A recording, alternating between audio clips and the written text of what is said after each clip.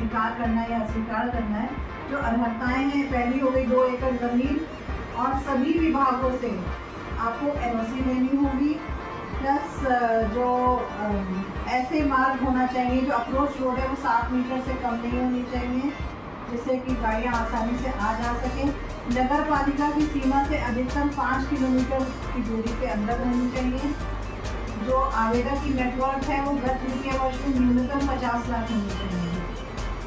नमस्कार, मैं RTO प्रशासन अयोध्या मंडल ऋतु सिंह, और मेरी आप सबसे अपील है कि यदि आपके गाड़ी के कोई कागज़ अधूरे हैं तो उन्हें जल्द से जल्द पूरा करा लें। प्रपत्र जैसे कि परमिट, फिटनेस, प्रदूषण प्रमाण पत्र, बीमा, कर बकाया कोई भी अगर है तो उसको आप जल्द से अपने पेपर्स अप टू डेट करा लें, ताकि आपको कोई असुविधा ना हो। इसके अलावा परमिट शर्तों का उल्लंघन ना करें। जैसे कई बार हम देखते हैं कि परमिट शर्तों का उल्लंघन, ओवरलोड यात्री हों या माल हो, ऐसी गाड़ियों पर चालान की कार्रवाई की जाती है। साथ ही RTA और STA ऐसे वाहनों के परमिट निरस्त या निलंबित भी कर सकता है।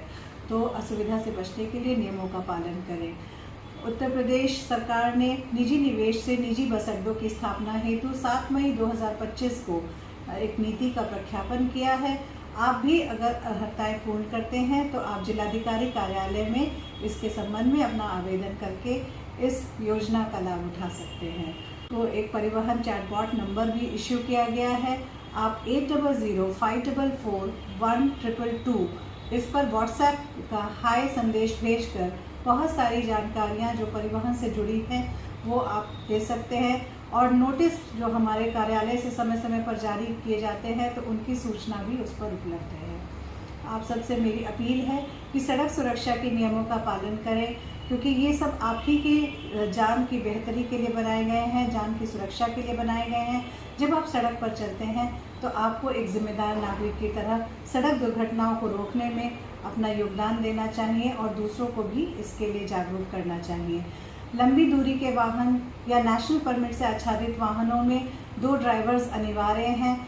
नींद या थकान की स्थिति में गाड़ी चलाने पर दुर्घटनाएं होती हैं, इसलिए आप जो चालक हैं उनसे निर्धारित घंटों के अलावा अतिरिक्त कार्य न लिया जाए, इसका ध्यान रखें।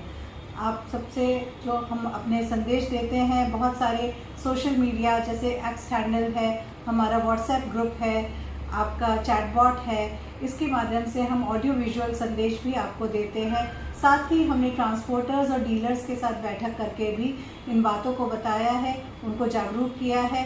तो अब जहाँ तक भी मेरा ये संदेश पहुँच रहा है, मेरी आप सबसे अपील है कि परिवहन की जो सेवाएं हैं, ऑनलाइन सेवाएं सब हैं, तो उनका लाभ उठाइए।